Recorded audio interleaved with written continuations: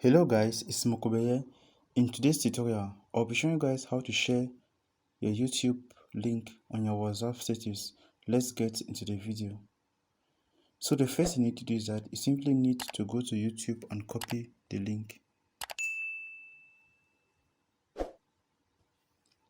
So I'm going to check on my YouTube channel.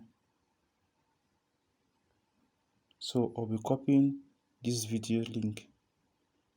So I'll click on share, that's copy.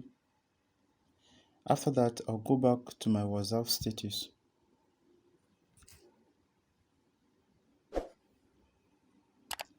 And simply click on this pen, insert the link,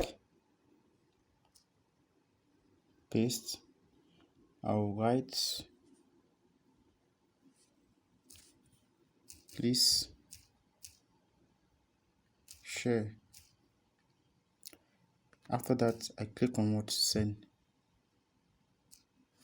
So guys, we are just sending the video link on your WhatsApp status, as you can see.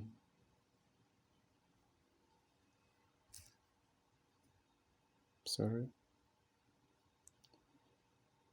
As you can see. Thank you guys for watching. Don't forget to leave your comment in the comment section below.